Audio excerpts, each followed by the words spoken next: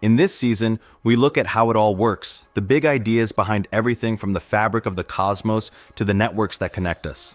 Welcome to Explain It to Me, the series where we break down the world's most fascinating concepts in plain language.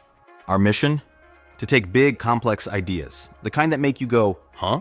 And explain them in a way that makes you go, aha. Instead of dry jargon, we'll use real-world comparisons and a dash of humor to bring these ideas to life. Today, we look at human language, how it started, how it shaped us, and how it's still evolving in a world more connected than ever before. Language is one of humanity's most powerful tools. It lets us name the world, share ideas, tell stories, build civilizations, and argue over what literally means. But how did it all begin? We don't know exactly when language began. There are no first words written in stone. But we do know this. Spoken language likely began over 50,000 years ago, possibly much earlier. And it started not with grammar or rules, but with sounds, gestures, and shared meaning. Over time, these sounds became systems, rules, patterns, vocabularies. Language became a code for thought. Different groups in different places developed different versions, each shaped by needs, environment, and imagination. Today, the world has around 7,000 languages. But not all are equally spoken. The top 10 languages, including English, Mandarin, Hindi, Spanish, and Arabic, are spoken by over half the world's population. Meanwhile, about 40% of languages have fewer than 1,000 speakers. Some are booming. Others are fading fast. Every 2 weeks, a language dies. And with it, a worldview, a way of thinking, sometimes even a whole oral history. In the last 2 centuries, the way we use language has transformed completely.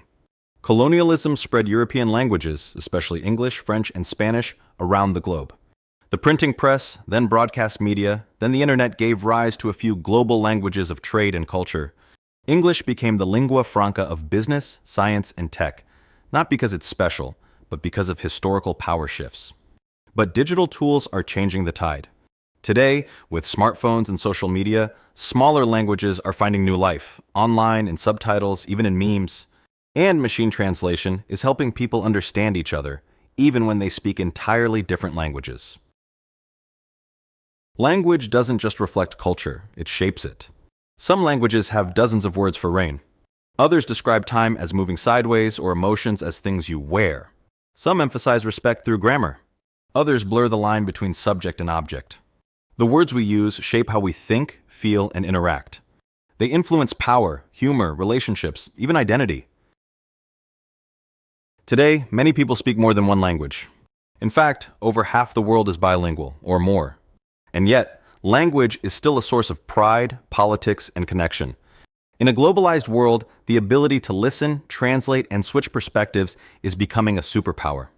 Whether it's negotiating a contract, navigating a foreign city, or understanding a neighbor, language is how we meet the world halfway.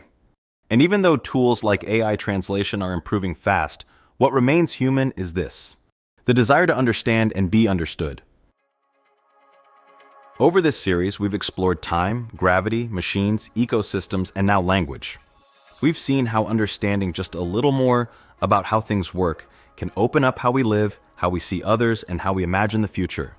From atoms to orbits, networks to nature, explanation isn't just about facts. It's about connection. So, as we wrap up this journey, remember, stay curious. Ask why more often. And when something seems complex, confusing, or far away, just say, "Explain it to me." Thanks for watching.